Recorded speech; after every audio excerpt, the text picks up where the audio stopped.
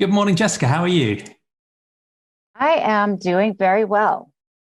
Good, good. Well, thank you so much for making the time to join this Sentientist conversation. We've talked a little bit online, so it's great to have the chance to have a proper conversation with you. But as a reminder, this is a series of conversations about the two deepest philosophical questions: what's real and what matters. And this very simple pluralistic philosophy I'm trying to raise awareness of, Sentientism, answers those questions in hopefully what is a common sense way. It says when it comes to thinking about what's real and what to believe, it suggests we should use evidence and reason and take a naturalistic approach.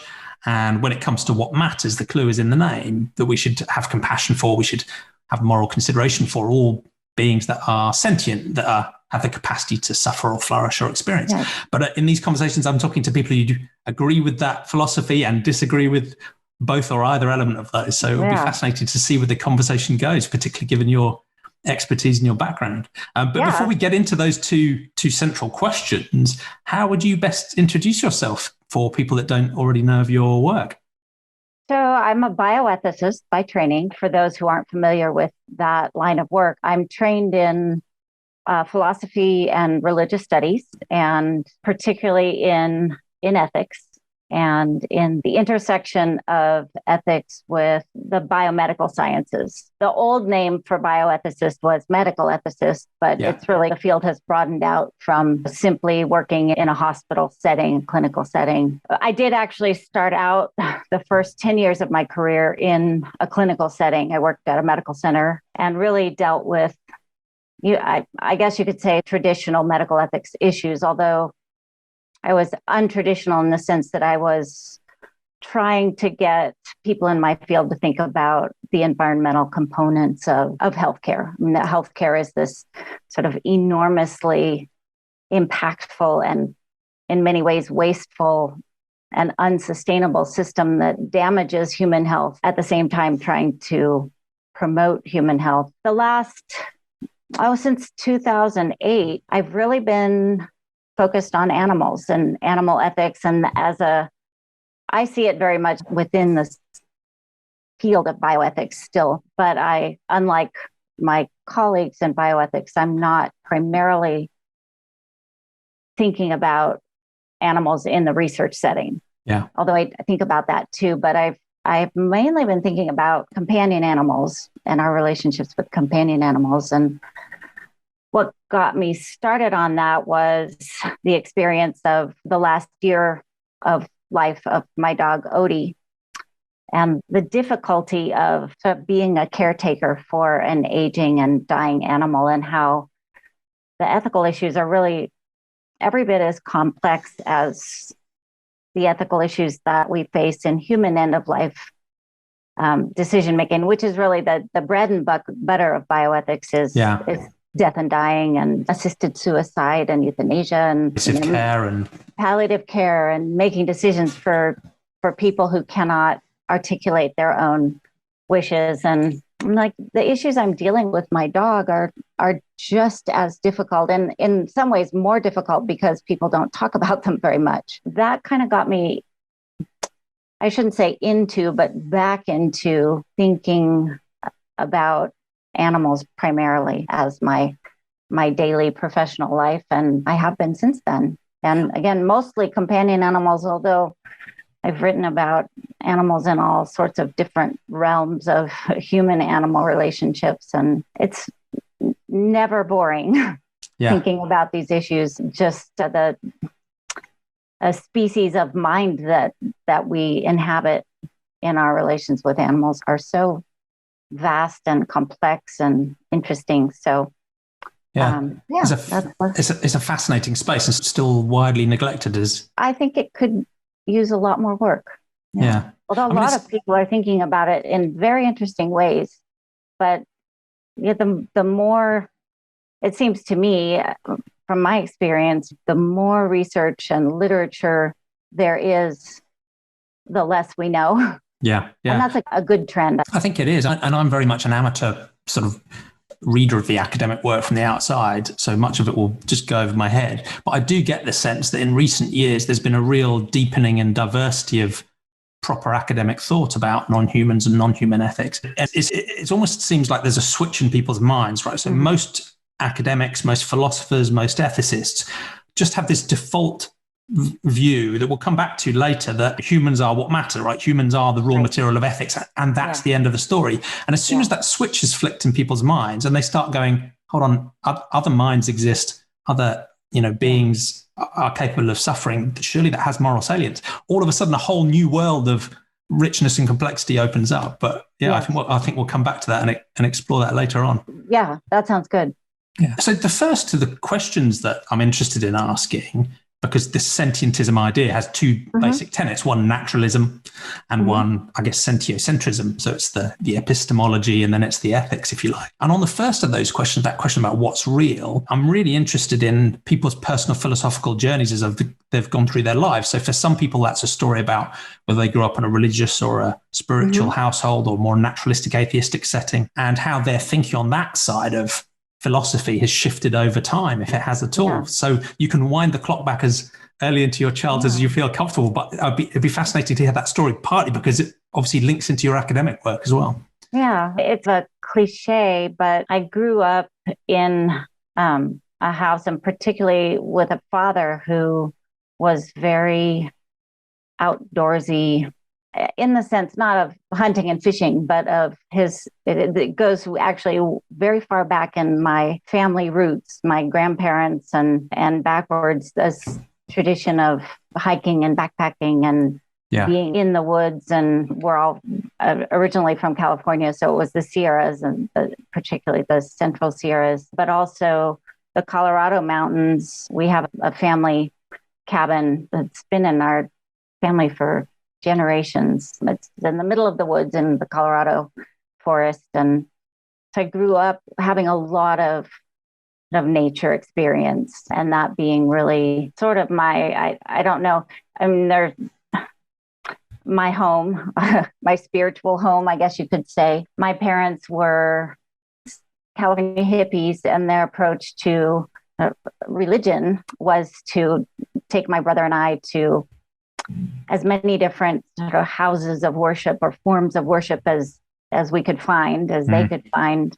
So we went to synagogues, and we went to Baptist churches, and we went to Buddhist temples, and all sorts of just exposure to a wide range of forms of belief. And and so the spirit within which I grew up was that there are kernels of truth in every tradition, and you also don't want to get stuck in one, because then you get a narrow focus and become excluding in your mind and your spirit of other possibilities.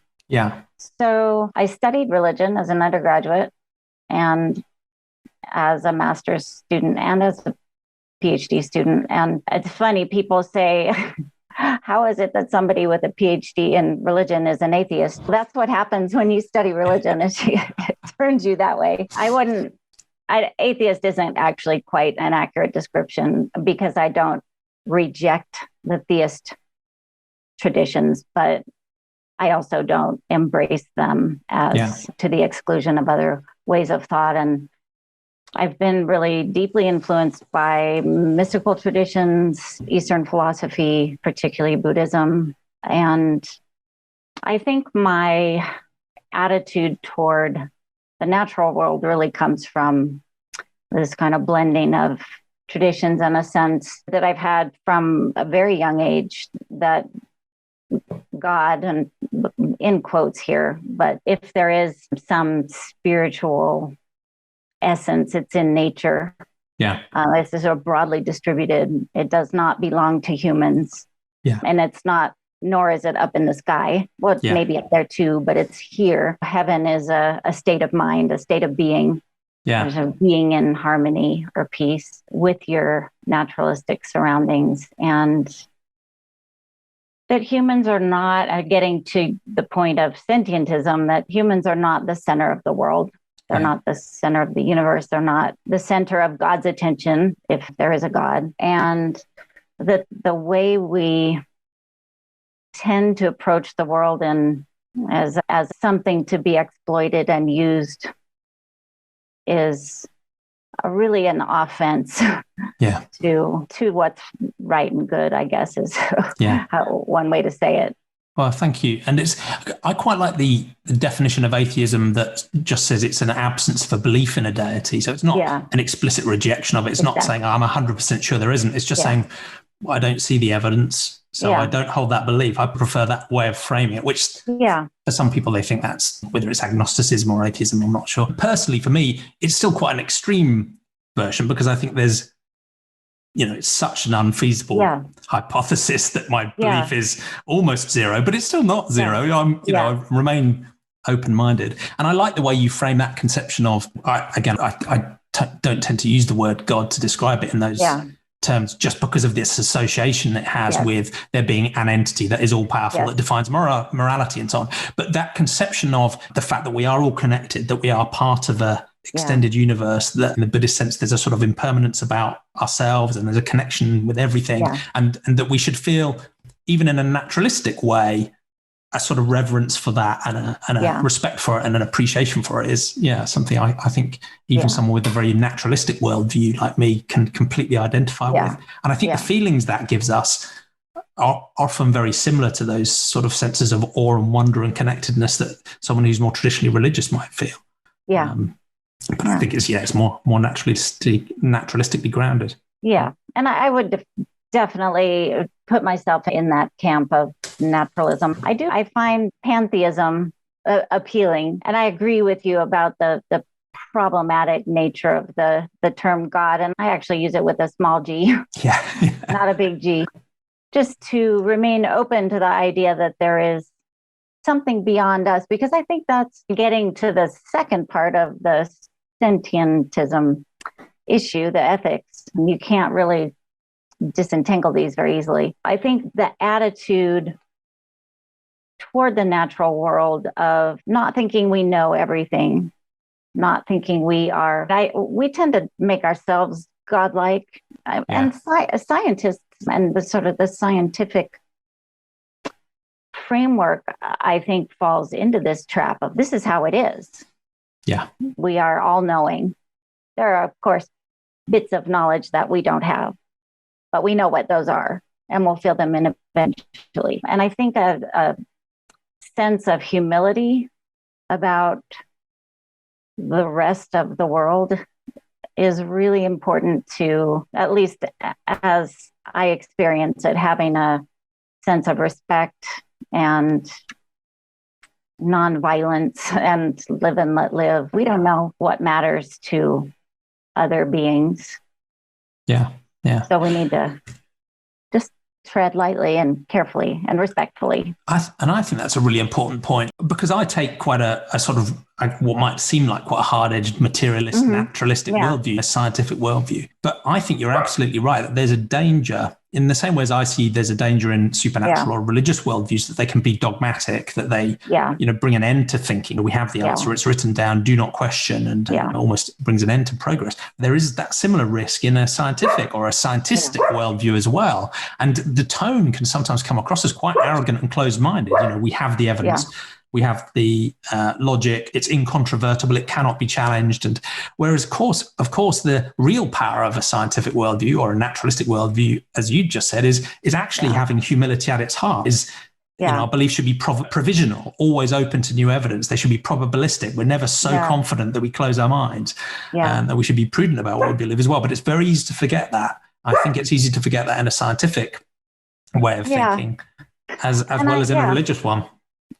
And something I've been thinking about a lot, and I just mentioned are you familiar with the work of John Gray? Yes. Okay. So I just read Straw Dogs not too long ago. Have you read Straw Dogs? Yes. And so it's something that I've come back to over and over throughout the years. And that is to really question the assumptions of progress and I think I've fallen into this trap myself in the work that I've done and trying to really push on the science of who animals are. And if once we understand that animals are sentient, thinking, feeling beings, then that'll solve all the problems that animals are facing, because we'll see that it's wrong to cause suffering to them. And I'm not sure that science or ethics, human moral thinking, progress or evolve in this sort of upward, getting better and better kind of curve. And science is not, 10 years ago, and I even said as much in our book, The Animal's Agenda, that once, it's absolutely incontrovertible that the more we learn about animals, the more we understand that they're thinking, emotion, suffering beings, and the taxonomic expanse of who is sentient and who has the capacity to suffer is really getting bigger and bigger. It used to just be primates, and then we could add dogs and cats and mammals, and now having to think about mollusks and fish and insects and even trees and plants as having awareness and feelings. But so many people who, they know the science and it doesn't matter.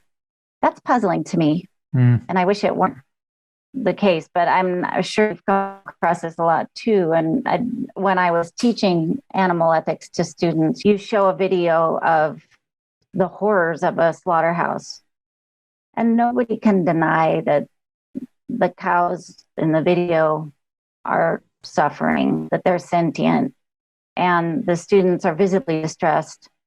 And then you get to the discussion after the video, and they'll say, "What? I really like steak." Yeah. I got to keep eating my steak. That's weird, but it is also part of the human condition. I'm sure that you've come across that experience a lot. I have. And we just have blinkers on. Yeah.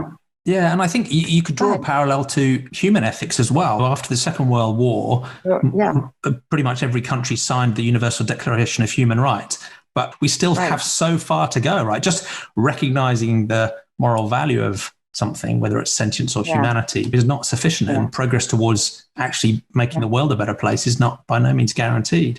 And I think, again, in the same way as there's a risk of a religious form of dogmatism and a naturalistic form of dogmatism, you can find something similar around this sort of human exceptionalism as well, in that there's a form of religious or supernatural way of thinking that sees humans as made in God's image, as somehow distinct and special. We have dominion and therefore rights to cause harm in our own needs. But there can be a naturalistic view of that as well, which says we're at the pinnacle of some sort of evolutionary tree. We have capabilities that are more distinctive, we're more intelligent, and therefore that gives us a right as humans to oppress others as well. And that's one of the things I find fascinating, is this link between whether the epistemology is religious or naturalistic. How does that flow through into a more compassionate ethics?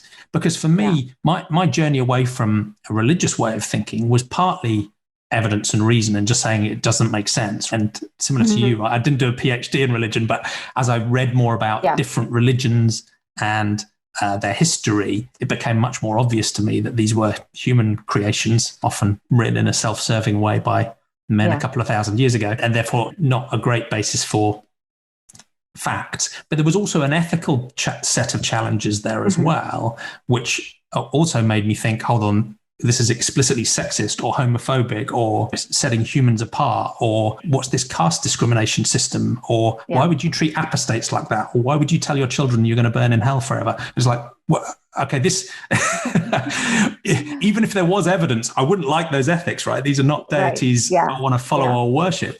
So it was almost a mix of those two things that led me to a naturalistic stance. But some people are nervous about moving to a naturalistic stance because they're worried that moving away from something religious or supernatural means they'll be without foundation in their morals. And it would be interesting to understand your story there, because obviously you started out with, I guess you would never really have described yourself as religious, but you had a sort of broad, pluralistic, maybe somewhat sort of spiritual sense of connectedness.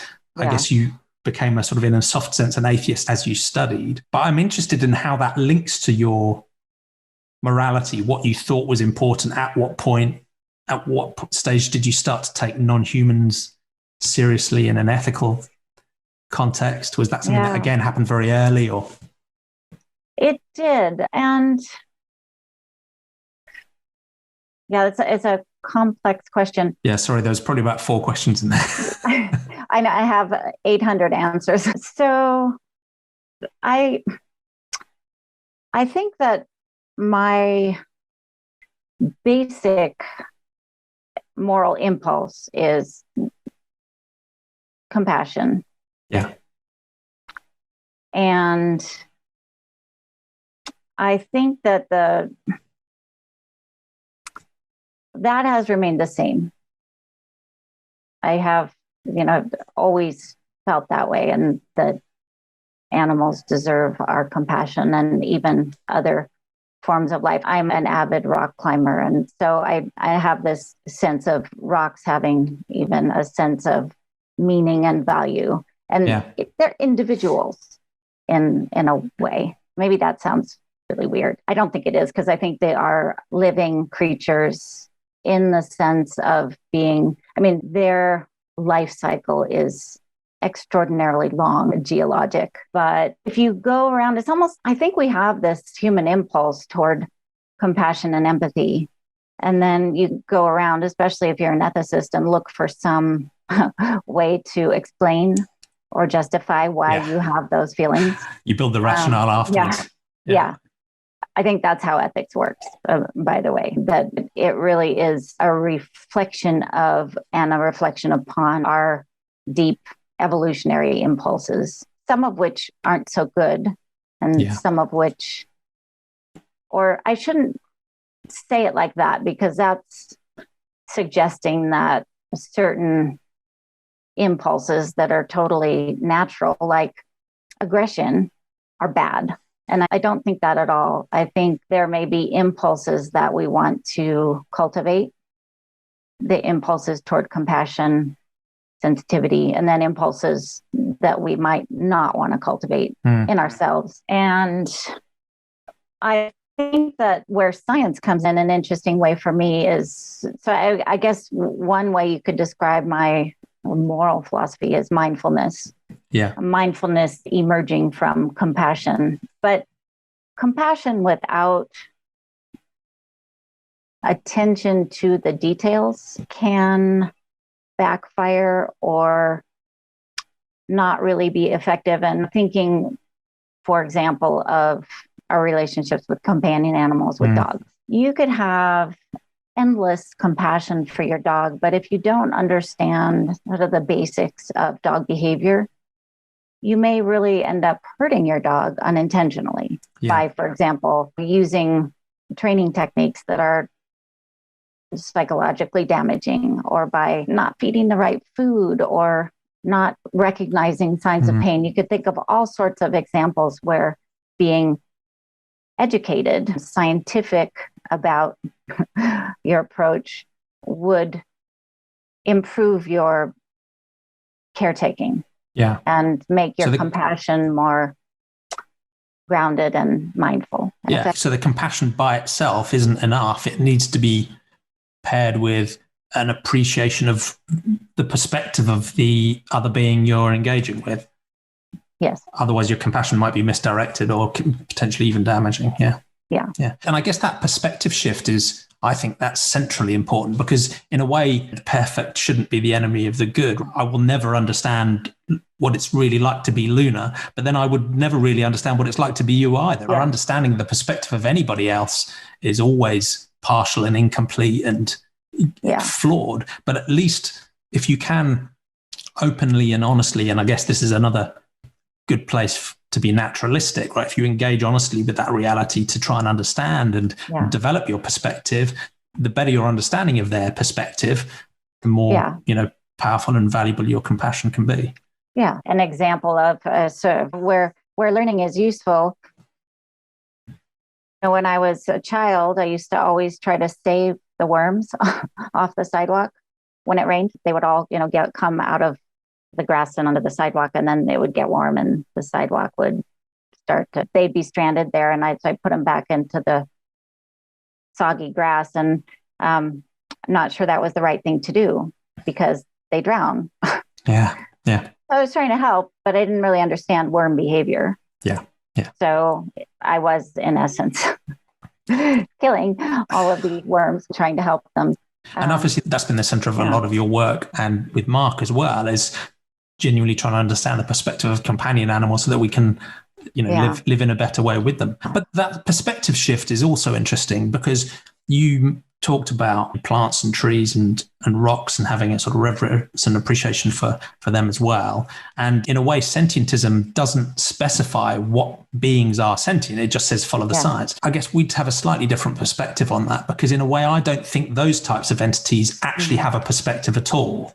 So I don't think there's anything that it's like to be a rock or a tree or a plant. But having said that, I also don't think we can define a really perfect boundary either, because in a way, you and I are just doing information processing. Yeah. And there is information processing going on in a tree or a plant and a rock as well. And I think my personal default, and other sentientists disagree, because there are other sentientists who, like you, have a broader understand or appreciation of what sentience is. And I take a more traditional approach that says it's likely to be driven by a certain evolutionary process that has particular impact on mobile animals, but probably not on plants. It has a certain information processing architectural requirement that we can see in ourselves and other animals that just doesn't seem to be present in rocks and plants and so on. So I guess I'd still draw that boundary somewhere between generally animals and other stuff and say, look, we have a perspective, we have sentience, we have the capacity to suffer. Whereas those other things can be harmed and damaged, but they don't experience anything themselves. So I would draw the boundary there differently.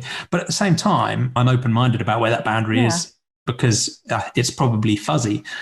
But also, I'm quite comfortable with people extending their moral scope of consideration more broadly than sentient beings, as long as we don't ignore any of the beings that are obviously sentient. And I think this is one of the frustrations I have with the mainstream environmental. I think we probably basically agree. I would not limit the beings that have a perspective, because I think that is, we don't know who has a perspective. Yeah. And then you get into this kind of line drawing. Octopi have a perspective, but sponges don't have perspective. And we don't know. I don't know. Yeah. But so I think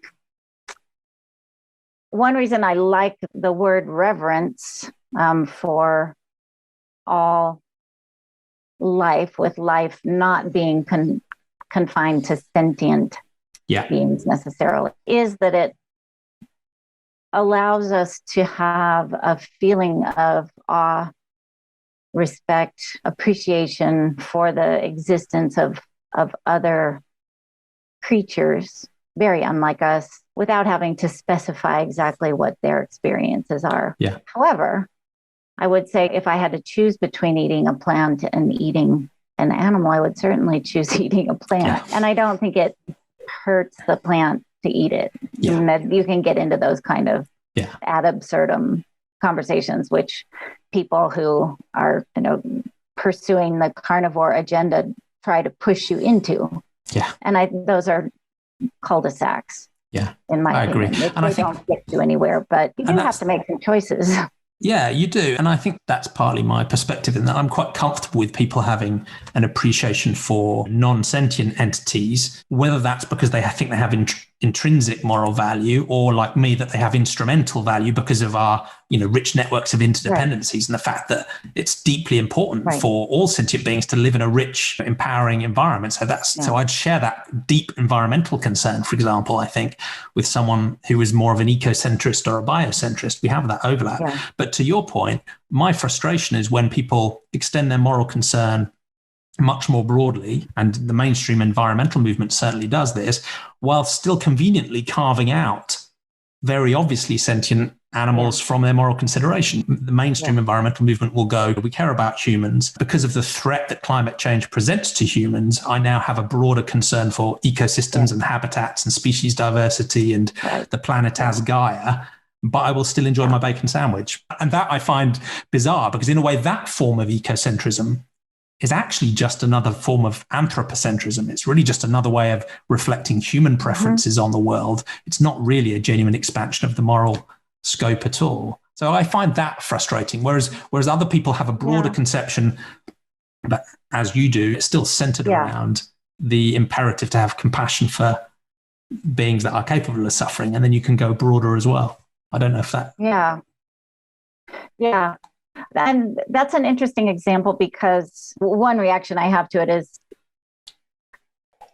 I don't really care so much what people's reasons are.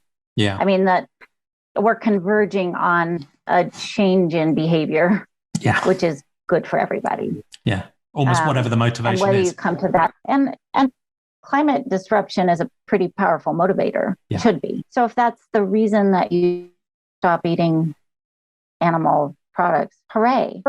And I do think that this sense of the interconnectedness of humans with ecosystems and with the global ecosystem is super important. Yeah. So again, however that comes about, hooray. That's a win. And one thing that sometimes happens is that I think even if the motivations for someone changing their behavior to become more ethical isn't necessarily because of the ethics, once the behavior change has happened, it can free people to actually update their ethics as well, even though it's a little bit backwards. Yeah. And I think it's very thought about this too. And I don't understand it. I'm sure psychologists study this in detail, but why people get so back against the wall when you talk about not eating animals for animal ethics reasons. And vegan is a dirty word, or it's really off-putting to a lot of people. And when you talk about climate change, it's much less threatening. Yeah. To personal belief systems, or maybe if you have been eating animals for 50 years of your life and all of a sudden trying to say, oh God, that was really wrong. What have I done?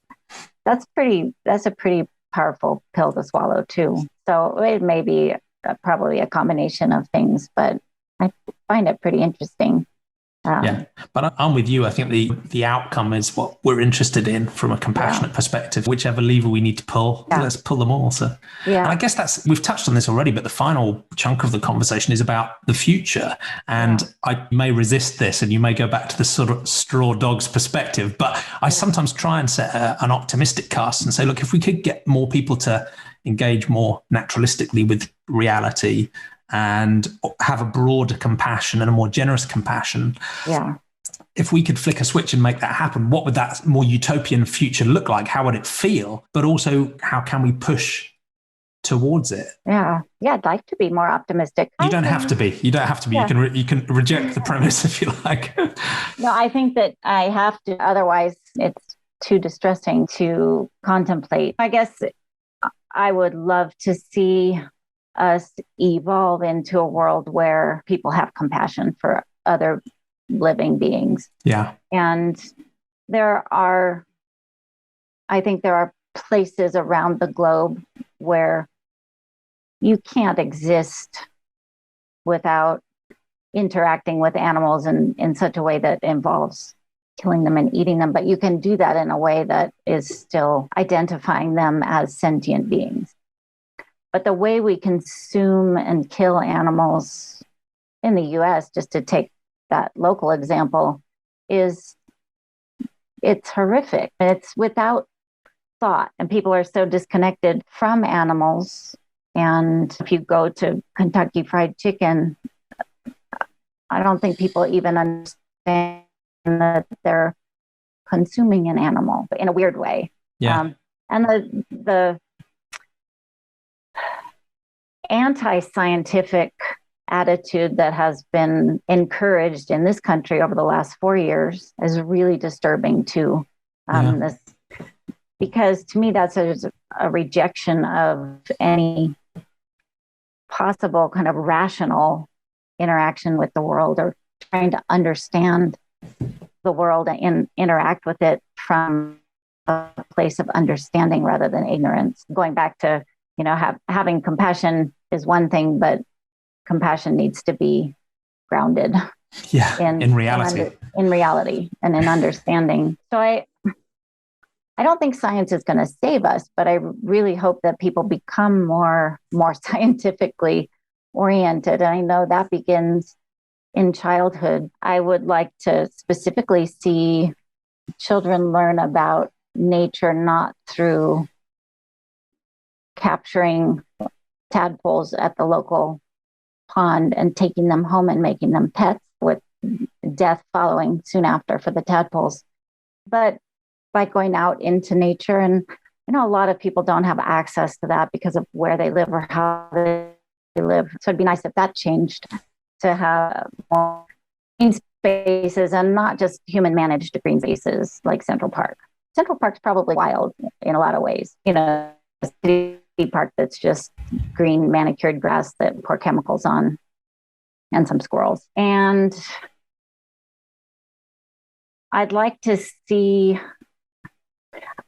I don't know, we could have a lot of conversations about the domestication of animals and where that has taken us and where that might lead. And in particular, I've thought a lot about, with Mark Beckhoff, what would happen to other animals like dogs, in particular, if humans disappeared from the planet. And in many ways, they would be much better off.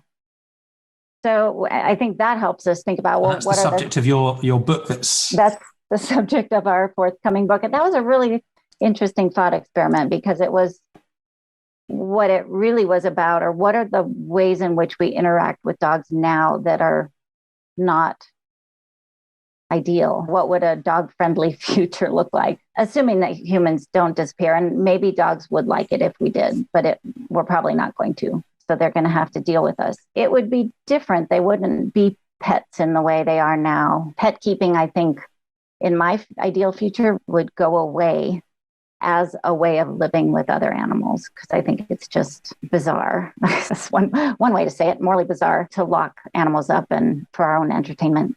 I'd like to see captivity. I guess that's one way to frame my ideal future world, is animals would no longer, by the billions the way they are now, and exploited for our own use. In the realm of research, we would have developed non-animal alternatives. There would be no more animal models. Yeah. No more animals in labs. No more animals used in testing labs for genetic manipulations, all the things that we do. No more zoos. There might be sanctuaries for animals whose habitats we have completely destroyed, but no more zoos. So I can think of some things that I would like to see happen. So it really would be a different way of interacting with other sentient beings on the planet. Yeah, it's an inspiring vision. And do you have a view as to what impact, if any, that would have on ethics between humans? Because one of the challenges that some people will put when we talk about non-human sentience is to say, look, we have enough problems with, human ethics and human relations and human discrimination. Shouldn't we focus there first? How do you respond to that challenge when we're thinking about human sentience, not just the non-human sentience? I don't think that compassion is a limited commodity, where if you use it on animals, you use it up and you don't have any left for people. Yeah. That's just a weird way of thinking about things, I think. I think the more compassion you build, the more you have to give. So building empathy for animals will help build empathy for other people. And you could take a really tiny example here of how everybody could benefit. I spend my days thinking about dogs and the ethics of living with dogs. So it's a dog example. Being a good, put that in scare quotes, good dog guardian also overlaps almost, not entirely, but largely with being a good neighbor to other humans in your community. Yeah. And if you build goodwill by being a good dog guardian, everybody treats each other better and there's less human conflict. There's a lot of human conflict that relates to dogs, a lot. Really quite sort of brutal interactions because people with dogs don't respect the needs of each other or the needs of people who don't have dogs or don't like dogs and don't want to interact with dogs. And I think you could spread that out more broadly and just say, if we can learn to treat animals better, we'll also learn to treat each other better, and vice versa. Yeah, I agree. Yeah. It feels like a win-win to me. So I don't see any downsides, and Yeah. Well, thank you. Well, I think we've balanced out the pessimism of the straw dog's future with a vision of a more compassionate world. So at least we've painted the picture. Much to work for. Yeah. It's been a fascinating conversation. Thank you so much for taking the time to talk to me. What's the best way people could follow you, learn about your work, read your books, and advance order your upcoming book with Mark? My website is my name, jessicapierce.net, and that you can find information there about all of my books. You can find a link to my Psychology Today blog, which is called, and probably the two best ways to find about my work. That's great. Thank you. And I'll include links in the show notes so that people can click through and follow you and find what you do. Yeah. Sorry for the poor internet connection and for the yes, no problem. Appearance by Bella. Now, that was a pleasure. It was good to meet her. And like you say, living up in the mountains, it's a beautiful place to be, but internet connectivity is one sacrifice you have to make sometimes. Yeah. So, It's a happy sacrifice. Yeah. Well, it's been great to be in touch. It's been inspiring to talk to you. And, it was fun, and good luck with getting this whole project. Thank you. I think you summarized it beautifully. Yeah. Compassion needs to be grounded in reality. I couldn't say it any better. So I may be reusing that with your permission. You can quote me on that. Cool. Thank you. Keep me informed of your doings. Absolutely. I'll put you on our contact list, and I'll keep you posted. And it's great to be in touch. Thank you for all of your work. Yeah, you're welcome. Good luck. Bye.